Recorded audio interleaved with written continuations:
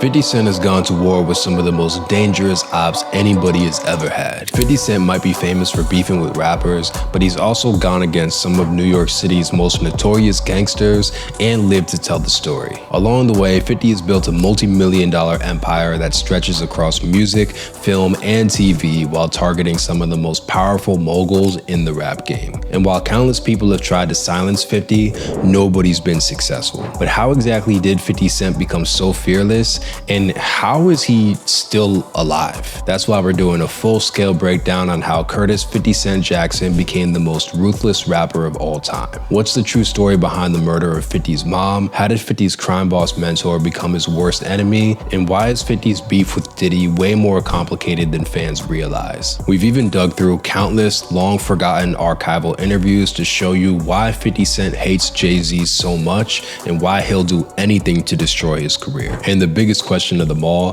why isn't 50 Cent scared of anybody? Is he really unstoppable, or does he have a secret death wish? I've conditioned the audience to see me do things that they accepted from me, they wouldn't accept it from someone else. If you really want to understand 50 Cent, you have to understand the hood he's from. Curtis Jackson grew up in South Jamaica, Queens, New York. And when Curtis was a kid, South Jamaica was ruled by one of the most notorious crime syndicates in New York City, the Supreme Team. The Supreme Team was led by Kenneth Supreme McGriff, aka Preem, who started his crew when he was just a teenager. But by the 1980s, Preem had taken over an entire Queens housing project called the Baisley Park Houses. With his nephew Prince as his second in command, Preem converted Baisley Park into Supreme Team's headquarters and a distribution hub for his crew's cocaine empire. What made the Supreme Team so unique is that they were super rigorous about their command structure. Preem took inspiration from The Godfather and treated his entire crew like soldiers. He wanted everyone in the crew to wear the same uniform, work 3 shifts a day, and keep to a 6-day work week. Preem ran a very tight ship, and it turned him into the #1 hustler in South Jamaica. The Supreme Team's street operations were raking in over $200,000 a day. And in South Jamaica, Queens, Preem and his nephew Prince were seen as local celebrities. They were treated like superheroes, and their lavish lifestyle had a huge influence on the rappers coming up in the area. Artists started to literally dress like members of the Supreme Team. That whole iconic look that Run DMC had when they were rocking Adidas sweatsuits and gold rope chains, they literally got that look from the Supreme Team. That's how influential they were in South Jamaica. Preem's influence spread everywhere in the neighborhood. You couldn't be hustling or making money without knowing about it. As all that was going on, young 50 Cent was being raised by his mom, Sabrina. Sabrina was only 15 when 50 was born, and she was dealing drugs in order to provide for him, which meant that her hustle intersected with what the Supreme Team had going on. And since 50 never met his biological dad, Sabrina was all he had. I never knew my father. I never actually met him. You know, some people have that thing where they actually want that parent that they haven't had in their lives for a long time. Nah, I have no interest in it. 50 loved Sabrina, and she taught him a lot. Not only does he say that he got his hustling skills and business acumen from her, but that she also taught him to keep his feelings on lock. Quote, "She was my mom and my dad, and she was tough, so I didn't know when it was okay to be emotional and when it wasn't. She would look at me on the floor and say, 'Get up, what you doing over there crying and acting like a little girl?' My mom's was hard. She was real worse than me. She wasn't really feminine like that. My mom was tough, like man tough." But when 50 was just 8 years old, he lost his mother forever. According to Fifth, someone took her mom home and her drink to make her unconscious. They closed the windows, turned on the gas, and left her to die from carbon monoxide poisoning, a so-called silent killer. 50 himself said that the hit on Sabrina Jackson had something to do with her hustling in the street, and it was probably payback for somebody she crossed. Quote, "Had to be something to do with the drugs. Her body was all fucked." After Sabrina was unalived, 50 went to live with his grandparents. And while they tried to keep him out the streets, the trauma of losing his mom damaged him forever and taught him to trust nobody. There's no parents there, your grandparents are older, you're damaged, bro. You was outside, the streets taught nigga.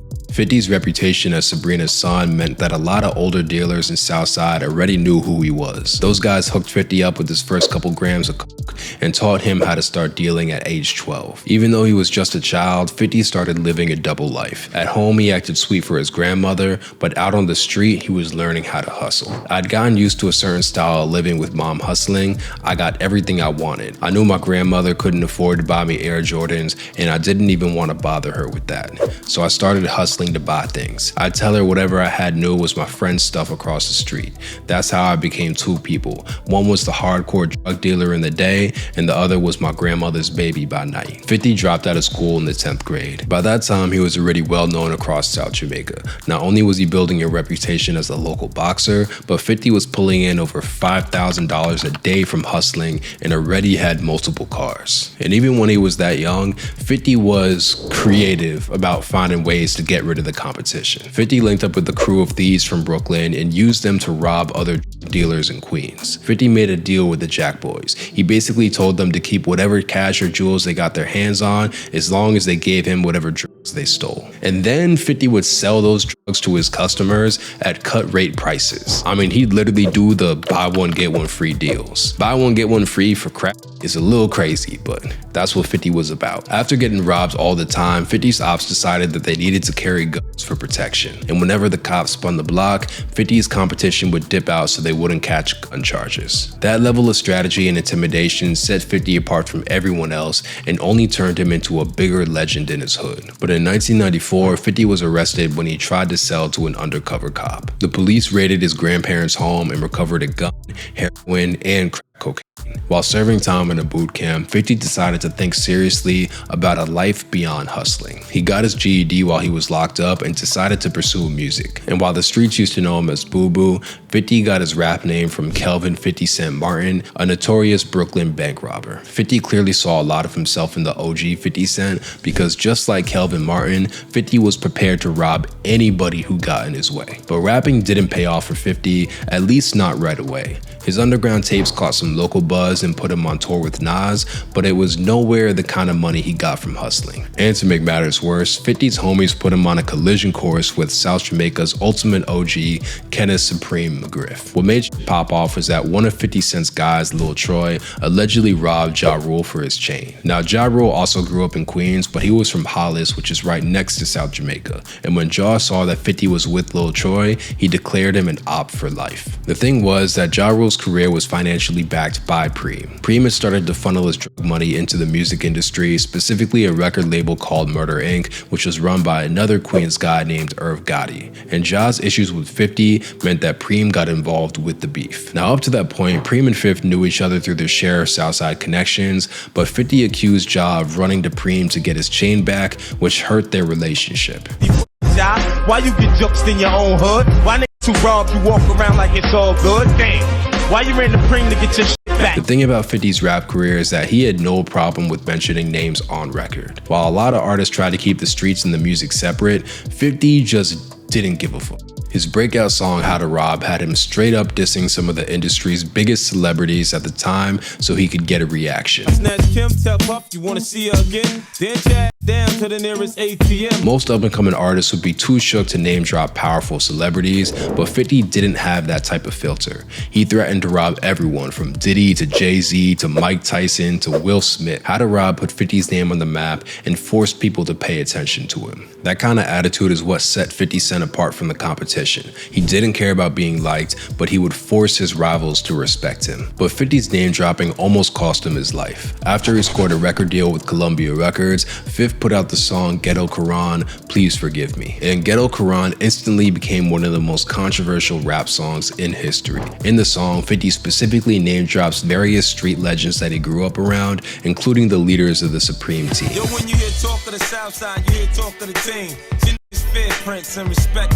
But by name-checking all these street legends and dealers, 50 was putting a huge target on his back. 50 defended the content of Ghetto Quran by claiming that everything he said on record was already common knowledge. Quote, everything in that song was in the newspapers at the time it went on. But a lot of other street dudes, including Preem, thought that 50 was airing street business in public, and since 50 had an inside perspective on these stories, guys like Preem accused him of dry snitching. Plus, to make matters even worse, 50 Cent's beef with Ja Rule Rule was starting to mess with Preem's investment. Remember, Preem was pushing money he made from the dope game into the music industry, and Ja was well on his way to becoming a mainstream success story. But Ja and 50 Cent's feud kept spiraling into violence. In 2000, 50 and Ja got into a fight in an Atlanta nightclub.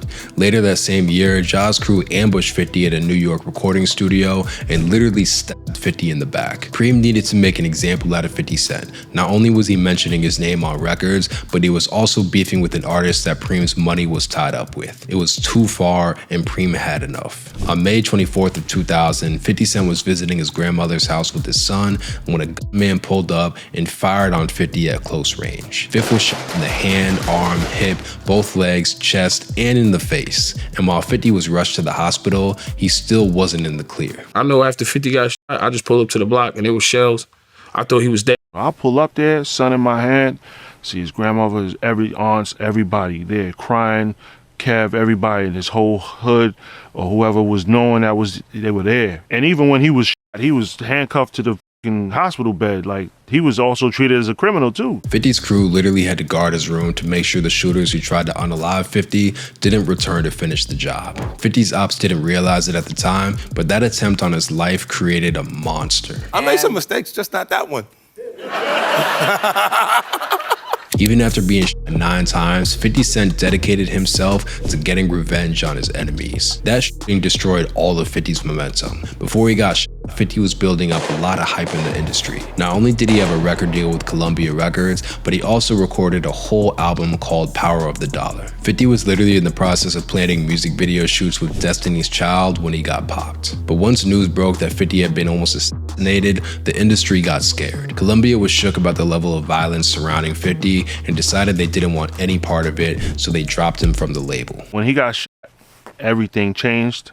Those records got shelved, and the whole vision of what was going to happen got paused. As Fifth recovered in the hospital, everyone was turning their backs on him. He lost his record deal with Columbia, and his album, which was pretty much finished, got canceled and was never officially released. Meanwhile, the people who had tried to unalive him were still out for blood. In order to physically recuperate, 50 Cent had to hide out in Pennsylvania. Meanwhile, Preem put the word out that 50 was blacklisted from all studios across America. After all the work he put in, 50 wasn't just back to square one. All of his connections pretty much decided to stab him in the back. But instead of giving up, Fifth decided to come back harder than ever before. 50 came up with a master plan. While he was banned from making music in America, he could still record across the border. So 50 got up and moved to Canada, where he started to record freestyle after freestyle after freestyle. While the industry may have turned their back on 50, he could still hijack other rappers' beats and prove that he could make better music than them. And in order to successfully launch his comeback, 50 enlisted the help of 2 guys from his neighborhood,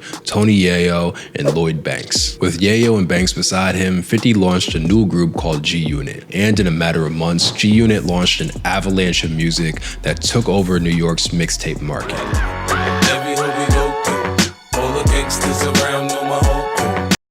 The crazy part of all this is that 50 had to relearn how to rap. He'd gotten shot in the face and the bullet was still lodged in his cheek. That bullet wound changed 50's style and voice. And while industry executives were scared of 50's raw credibility, the streets ate that shit up. Despite being blackballed, banned, stabbed, shot, and dropped, 50 became the hottest rapper in New York City. And he did all that without the help of record labels or the industry machine. Instead, 50 built an organic hype machine and turned the G-Unit brand into a legit movement. Plus, he was still coming for his enemies, including Ja Rule, Irv Gotti, and Kenneth Supreme McGriff. Just weeks after 50 was nearly assassinated, the alleged shooter Daryl Hamo Baum was unalived in Brooklyn. The thing about Hamo is that he was one of Mike Tyson's bodyguards, and Mike was one of the people 50 joked about robbing on How to Rob. And while there's no known connection between 50 and the hit on Hamo, Fifth definitely wasn't shedding any tears. Hamo shot me, 3 weeks later he got shot down. Now it's clear that I'm here for a real reason, cause he got hit like I got hit, but he ain't breathing. While 50 was getting more and more popular, he kept his foot on Ja Rule's neck. Even though messing with Preem almost cost him his life, 50 was determined to get his lick back against Ja and every one of his ops by any means necessary. But the industry was still scared of 50 Cent's reputation. Record labels were still too shook to sign him or do any business with him because the word was out that Preem considered him an enemy. And the only person who looked past 50's drama in the streets and was willing to put up money to sign Fifth was Eminem. Eminem got his hands on a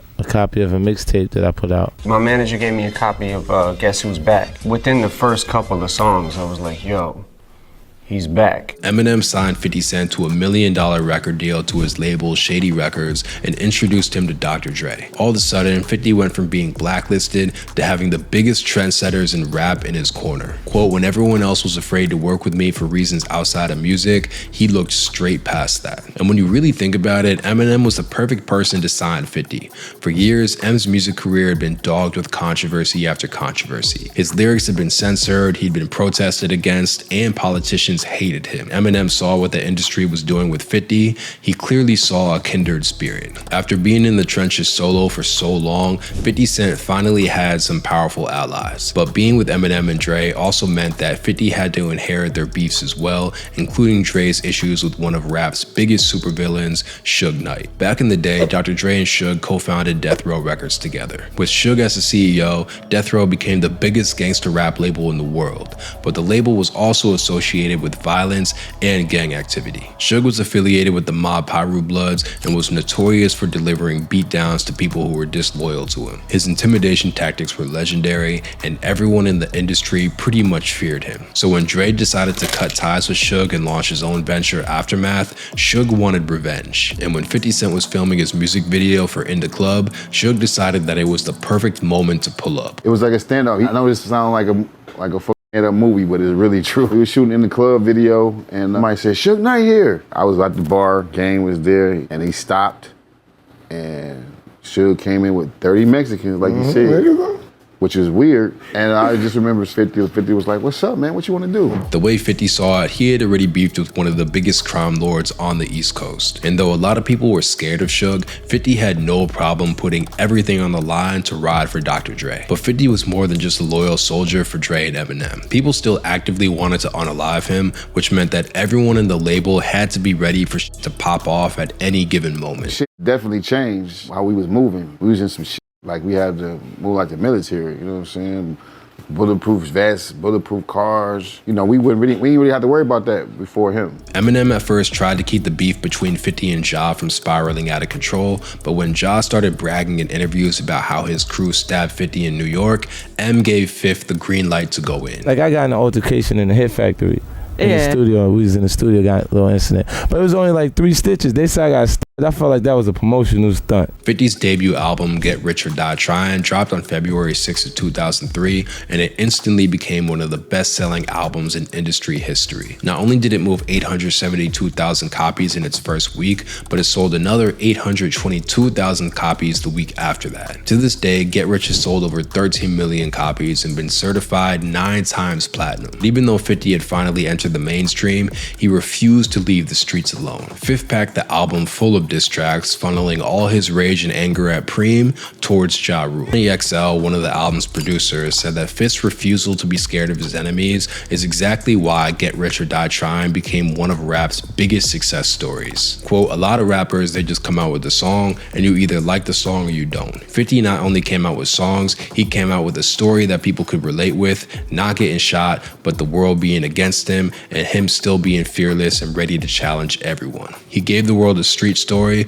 but on the highest level. But telling a street story like that came with consequences. 50's beef with Ja Rule and Murder Inc. threatened not just him, but everybody on the label. Jay-Z even said he was shocked when he realized that Eminem's life was in jeopardy just because he allied with 50. Quote, I remember I hugged him and I could feel he had a bulletproof vest on. There's this big beef between 50 Cent and Ja Rule, and between real people too, so he has to worry about that. He has to be afraid to walk around New York freely. That's sad to me. You have to walk around in a bulletproof vest after you sold 20 million records. While 50 50's issues with Ja were personal, the beef took on a life of its own. By the mid-2000s, 50 Cent, G-Unit, Eminem, Dr. Dre, and Shady Records were at war with not just Ja Rule and Murder Inc., but also Suge Knight and Supreme. Things were getting ugly. I'm talking about that gay Dre Young, and she told me all about how you used to take trans home and occasionally wear thongs. People in the industry were legit worried. Artists like Tupac and Biggie had been unalive over rap beefs before, and 50 had no desire to make peace. So you want to say sorry to Ja Rule? Nah.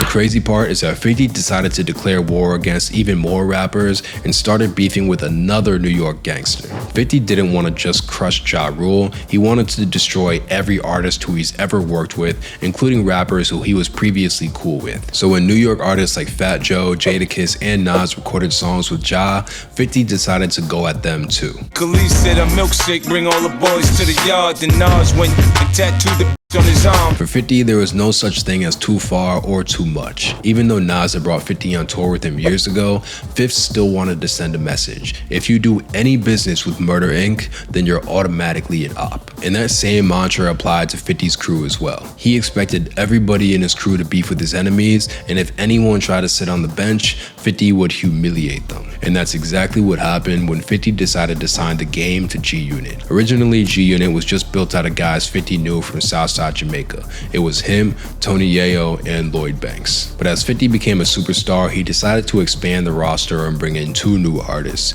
Young Buck from Nashville and The Game from Compton. 50 had a plan for global domination, and by bringing all these rappers under one umbrella, G-Unit could have a foothold in every major region in the country, the East, the West, and the South. But things didn't go according to plan. 50 wanted Game to inherit his beef with Jadakiss and Nas, but Game refused. He said he was cool with Jada and Nas, and even though he was signed to 50, he didn't want to create additional issues. And for that reason, 50 kicked him out of G-Unit. So I felt the way, right? So 50 went up to Hot 97. After, it might have been the same day, next day, I don't know, but it was quick. Everything was happening fast. And while all this happening, Diddy was outside my hotel room. 50 pulled up to the Hot 97 radio station in New York to announce that the Game was out the crew. Game was literally down the street listening to the radio as 50 publicly humiliated him. That's when Game decided to roll up on 50 with an entourage full of Bloods from Compton. We was hiding behind trash trucks and shooting back, and it was just a whole shoot outside of Hot 97 again. 50 security and Game's crew exchanged gunshots in the middle of the street. And while 50 and Game both escaped unharmed, the altercation showed yet again that 50 was not afraid of anybody's smoke. Quote, I wanted to kill him, and I thought there was a strong possibility that I would die. I just felt like me and 50 were the modern day Tupac and Biggie, and I thought we would have the same outcome. But the truth was, 50 was never scared of the Game. The person that 50 really had issues with was the Game's manager, James Roseman, aka Jimmy Henchman. In the industry, Jimmy Henchman was seen as a record executive, but in the streets, Henchman was known as a notorious gangster. In fact, Tupac accused Henchman of setting him up to be robbed and shot in New York all the way back in 1994. But all these years later, Henchman was now the mastermind behind the Game's beef with G-Unit. As Game unleashed diss track after diss track after diss track on 50, Henchman was pulling all the strings, and 50 saw right through him. Now you know Jimmy told him to do that. Go out there and say, G you not, you know? When you really break it down, this isn't so different from 50's beef with Ja Rule. In that situation, 50's issues with Ja were all about his hatred for Kenneth Supreme McGriff, the guy who ruled his neighborhood for decades. And now 50's beef with Game was really about another New York gangster, Jimmy Henchman. And it wasn't long before Jimmy's family got dragged in the beef. In March of 2007, 50 and his right-hand man, Tony Yayo, were out in New York City when they spotted Henchman's 14-year-old son, Jimmy Jr. With 50's entourage, Yayo allegedly pushed Jimmy Jr. up against a wall and slapped him in the face. And then Lodi Mack, another member of Yayo's crew, flashed a gun at him and pistol whipped Jimmy Jr. multiple times until he ran away. Doing that to your op's kid is diabolical. And as you might guess, Jimmy Henchman was furious, and he promised one way or another he'd have his revenge on 50 Cent for what he did to Jimmy Jr. An assistant U.S. attorney for the federal government literally said in court, quote, the attack on Roseman's son was an attack on Roseman. His goal was to make sure that members of G-Unit had to carry a coffin. Jimmy Henchman put out a hit on 50's crew. The feds claim that Henchman orchestrated 3 different drive-by shootings shootings targeting members at G Unit, including another shooting in front of Hot 97. But the person who Jimmy really wanted to unalive was Tony Yayo. 50 and Yayo grew up together in Southside Jamaica, and through it all, Yayo proved as 50's closest friend and most loyal lieutenant. But now that Henchman's son had been threatened, Yayo had a bounty on his head, and Henchman retaliated by going to Yayo's mom's house and shooting it up. And I understand, when you smack somebody's kid, totally understand. Kids and women ain't supposed to be involved in beef, so I guess the rules was broken, but after a point, you know, if you shoot out my mom's crib, it's fuck you forever. And while no one was harmed in that shooting, Jimmy Henchman's crew also tried to blaze up Tony Yayo's Bentley. I was in my bulletproof truck behind the Bentley, so we all on our phones not paying attention, and some dude with a hoodie came by and like squeezed like probably 4 or 5 bullets into the Bentley. I didn't report it to the police. I took it home, got a boom boom job, 20,000, got the door fixed. But while the whole beef was going on, 50 acted completely fearless. When it was announced that 50 would be performing at the BET Awards, rumors started spreading that his ops planned to rush him while he was on stage. Fat Joe, Game, and Cameron, all people who 50 had issues with, were literally going to be sitting in the audience. Not only were these threats credible, but Jimmy Henchman had also placed an active bounty on 50 and Yayo's head. But when showtime came, 50 called everybody's bluff. Not only did he bring Tony Yayo as his hype man, but Fifth literally walked into the audience without security. He was basically daring every one of his ops to rush him. If you watch the footage, 50 walks right past Fat Joe and his crew, and nobody makes a move. That's the type of timing 50 Cent was on. But in 2009, Jimmy Henchman finally got the revenge he was looking for. He decided to target Lodi Mac, the same guy who whipped Jimmy Jr. back in New York. The feds say that Henchman gave Brian Slim McLeod $30,000 worth of cocaine to carry out the hit on Lodi Mac. And since Slim actually used to be Lodi Mac's cellmate when they were locked up together, it was easy for Slim to lure Lodi out for a hit. When he got home, that's the same hitman that was his friend in jail. It was the actual hitman. It just tells you, you know, anybody will do anything for the money. You know what I'm saying? I had money on my head plenty of times. You know, 50 so-called had money on his head. Everybody is just a part of, you know, with 50 Cent and being a part of G-Unit, you know what I'm saying? Being around 50 Cent meant that you had to be war ready at all times. Even though 50 had become a movie star and celebrity, he was still feuding with certified gangsters who wanted him dead. And even though his friend Lodi Mac got unalived, Fifth still wanted to send a message to Preem and Jimmy Henchman that he'd never back down. I told my little niggas pray, and any motherfucker down with him to suck me.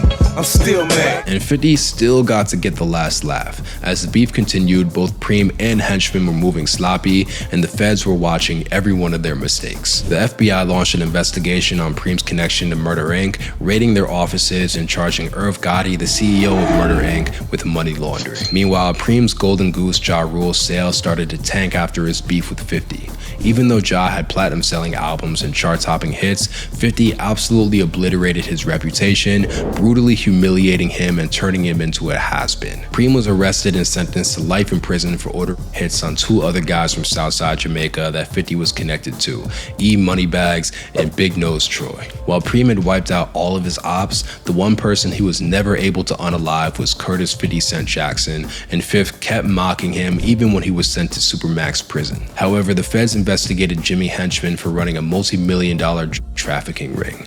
Henchman was the leader of a crime group called the Roseman Organization that trafficked cocaine from LA and New York. And if those convictions weren't enough, the feds also convicted Henchman on murder for hire charges because of the hit on 50's friend Lodi Mac. And just like Preem, Jimmy Henchman was sentenced to life in federal prison. 50 had faced down all his ops, including some of the most ruthless gangsters in the city, and was still the last man standing. I was afraid and I was uncomfortable with being afraid. But now he's ready to go up against the biggest moguls in the rap game. As 50 was coming up in New York, Jay-Z and Sean Diddy Combs were seen as the big homies in the industry. And even all the way back then, before 50 was making any money from music, he had no problem antagonizing them. He dissed both Jay and Diddy on how to rob, pushing Jay to shoot back.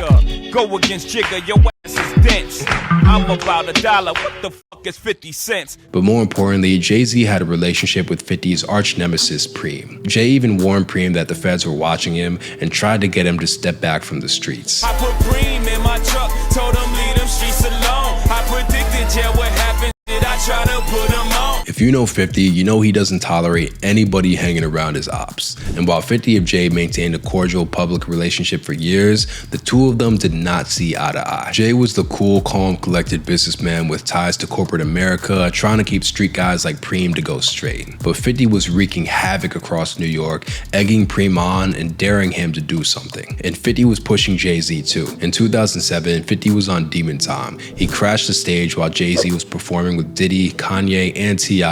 and ran laps around them. Later, 50 admitted the truth behind that moment. Quote, "This is why they say I only had one album. I made them so uncomfortable. I'm working on being a better person, LOL." And then there was Diddy. Back in the day, 50 Cent was actually once Diddy's ghostwriter. And before Eminem got involved, the Diddler even tried to sign 50 to his label, Bad Boy. But Diddy realized that signing 50 would be disrespectful to Preem and got cold feet. And even back then, Fifth's alarm bells went off when Diddy allegedly offered to take him shopping. He said something to me one time, a long time ago, at Chris Lighty's wedding. He told me he'd take me shopping. I looked at him like, what'd you just say? Let me move, man, before I do something. You gonna make me mess up the wedding. Oh, that's a nice gesture. Let me get out of no, dude, take me. That's what a guy says to a girl. But 50's issues with Diddy go all the way back to Jimmy Henchman. Diddy and Jimmy had a long-standing relationship. Not only did Tupac accuse Diddy and Henchman of setting him up, but Jimmy Henchman's client, The Game, also had very, very close ties to Diddy before he was ever signed to G-Unit. I started kicking it with Diddy, right? I ran around with Diddy for 2 years. He go watch Playboy, he go change Playboy. I'm like, yo, we ever gonna rap? Diddy's friendship with Henchman also made him an automatic op, especially as G-Unit and Henchman's crew were going to war in the streets. And according to 50's code, anybody who with Jimmy Henchman can never be forgiven. Diddy used to with niggas like Henchman and them. He used to be around. Like, so he hung around the gangsters. I'm quite sure a couple of groups got slapped up. And it's not a coincidence that artists closely associated with Diddy started targeting 50 in order to take down his reputation. In 2008, somebody burned down a mansion in Long Island where 50's estranged baby mom, Shaniqua, and his son were living. 50's family escaped the burning house, but Shaniqua claimed 50 was behind the arson. Quote, "He tried to kill me and his own child. Who do I think did it? Curtis Jackson. He threatened me on Monday and said he was gonna have someone visit me. My kids are in the house. Who would try to kill your own kids?" 50 denied their allegations. Meanwhile, rumors started to circulate that 50's ops, Preem and Henchman, may have been behind the attack, especially since Henchman had made multiple documented attempts to unalive 50 and those close to him. But then Rick Ross got involved when he started dissing 50 on his song Mafia Music. Curtis Jackson, baby mama, ain't asking for a cent. Burn the house down, you gotta buy another. Rick Ross actually had a long-standing relationship with Diddy and Jimmy Henchman, which made him the perfect crash dummy to go up against 50. Tony Draper, Jay Prince, and every Jimmy Henchman. Plenty and I know that Diddy with it. But Ross wasn't prepared for 50's lick back. By sticking up for Jimmy Henchman, Ross had painted a massive target on his back. 50 decided to go scorched earth on not just Rick Ross, but every single person associated with him. Because for 50, this was more than just rap music, this was life or death. 50 started posting videos where he took Rick Ross's BM Tia Kemp shopping. He even arranged hangouts in Las Vegas with Tia and Rick Ross's own son. Then 50 started going after DJ Khaled. He literally sent his crew after Khaled's mom, and they secretly recorded videos of her while she was at work. The message was clear: nobody was safe. And then when reports leaked that Rick Ross used to be a corrections officer in Florida, 50 commissioned a whole series of Officer Ricky cartoons to further humiliate him. Ross got so desperate that he called all of 50's main ops, Game, Fat Joe, and Ja Rule, to team up and try and take him down on a Mafia Music remix, and that shit still didn't work. When you get hurt that bad, either your fear consumes you or you become a bit insensitive. 50 didn't just use these humiliation tactics on Rick Ross, he applied them to his own crew. If you did anything that Fifth felt was out of line, he would find a way to destroy your reputation in front of your fans, and that's exactly what 50 did to Young Buck. For years, Buck was right on 50's side. He was even willing to put his hands on 50's enemies. When Dre got punched at an award show, Young Buck got criminal charges for stabbing the man who attacked him. But when 50 felt that Buck's alleged use was out of control, he decided to leak taped conversations where Buck could be heard crying and begging Fifth for advice. It f***ed me up, bro. Honestly, because I looked at 50 as a big brother. And I did become emotional on that phone call. But there's nothing wrong with crying. Every real man shed tears. After being war ready for so many years, 50 had gotten stone cold. He wouldn't tolerate anyone stepping out of line. Even for guys in G Unit, 50 wanted them to play their positions as soldiers and keep taking orders from him. Quote, what I'm saying to you is that a big homie don't necessarily like the adjustments that these niggas is making when the guy comes around that they saying is the big homie, because he's actually providing the way that they actually eat. Meaning you're the big homie and they're the big homies. Yes, 50 used the same playbook against Floyd Mayweather. At one point, 50 and Floyd were acting as a dynamic duo. They launched companies together, posed for magazine covers, and 50 would routinely walk Floyd to the ring. And when Floyd was sent to jail on domestic violence charges, 50 was the one who picked him up when he got released. But when Floyd accused 50 of being a, quote, boxing groupie, the gloves came off. 50 dedicated himself to humiliating Floyd in front of the world, calling him illiterate and turning him into a laughingstock. This is a special challenge for you, Floyd. If you can read one full page of a Harry Potter book, I'll give $750,000 to whatever charitable organization you want to. The bucket of ice, man. All this was part of a pattern. 50 wasn't interested in making peace with people. If he felt you f***ed him over, he'd do everything he could to humiliate and embarrass you in front of the world. And 50's take no prisoner strategy started to drive some of his biggest day ones away, including Lloyd Banks. When Banks took a picture with the game in a club, 50 was furious. He accused Banks of betrayal and said the flick was an insult to Lodi Mac's memory. Quote, what do you see when you look at this picture? I see confusion. I never asked for trouble, but I really don't have a problem with it. I'm different. The question isn't how I feel about it, but how does Lodi Mac feel about it? Some shit is just better off left alone. But even as 50's circle got smaller, he was still hungry to clash with Jay and Diddy. Thing is, 50 Cent hated everything Diddy and Jay stood for. While he was getting his hands dirty beefing with gangsters like Preem and Henchman, Jay and Diddy were marketing themselves as safe. They publicly kept their hands clean while still being associated with the very same ops that 50 had a problem with, and he was sick of it. One way or another, Jay and Diddy had to get what was coming to them. Meanwhile, when he's saying he's not afraid of 50 Cent, why would you have to make that clear when no one's ever asked me if I'm afraid of Jay-Z? But in order to compete with them, 50 Cent had to build an empire that could compete with Jay-Z's and Puffy's billions. For years, 50 strategically built brands that were direct competitors to Jay-Z and Diddy's own business ventures. Jay-Z had his fashion line Rocawear and Diddy had Sean John, so 50 decided to compete with him by releasing G-Unit clothing. And as 50 and Diddy got involved in the liquor business, 50 announced his own partnership with Effin' Vodka. And in order to promote Effin', 50 directly targeted Diddy, who was the high-profile brand ambassador for Ciroc. By trashing Diddy and Ciroc in the media, 50 fueled the so-called vodka wars and positioned himself as a competitor to Diddy's mogul status. But maybe the smartest thing 50 ever did was to get involved in Hollywood. Jay-Z and Diddy made moves in the film industry for years, but 50 took his investment to a whole new level. He launched huge multi-million-dollar partnerships with major networks like Fox and Starz, and even started building a $120 million G-Unit studio in Louisiana. 50 Cent's leverage in the film business skyrocketed his net worth and made him an even more deadly adversary. And behind the scenes, Jay-Z tried to make moves to undercut 50's growing power. In 2019, Jay-Z cut a lucrative deal with the NFL that put him in charge of the Super Bowl halftime show, the deal that gave Jay a ton of power, and in 2022, he approached Dr. Dre to headline. Dr. Dre headlining the halftime show was a historic moment. It would be the first time ever that hip-hop would be the center stage at the Super Bowl, but there was one condition. Jay-Z did not want 50 Cent anywhere near the stage. When Dre announced that his proteges Snoop Dogg, Eminem, and Kendrick would be performing alongside him, fans noticed that 50 was missing from the lineup. I knew what old boy was doing with the Super Bowl. Because he was saying that to Eminem that the NFL had the issue with me. And I'm like, well, what's the issue? Becoming a partner in the actual team, but they got an issue with my performance. Right. Makes no sense. But Eminem absolutely refused to cut 50 Cent from the Super Bowl. He threatened not to perform unless 50 was added to the lineup and basically strong-armed Jay-Z to let 50 on stage. The white guy called for 50 Cent. So I said, who's the white guy? I'm digging this Jimmy Iovine. And he said, no. Eminem called directly for 50.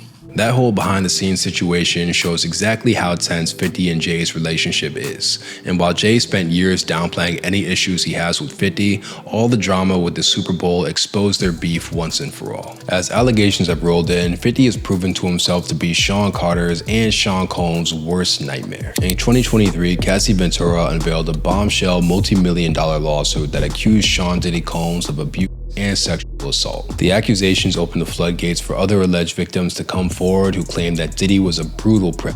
And while plenty of people in the industry act surprised, 50 seemed like he expected all of this. 50 not only compared Diddy to Jeffrey Epstein, but also promised to take his feud with Puffy all the way to the White House. When President Trump floated the idea of maybe granting Diddy a presidential pardon, Fifth promised to do everything in his power to convince him otherwise. The thing is, the allegations against Diddy are pretty personal for 50 Cent.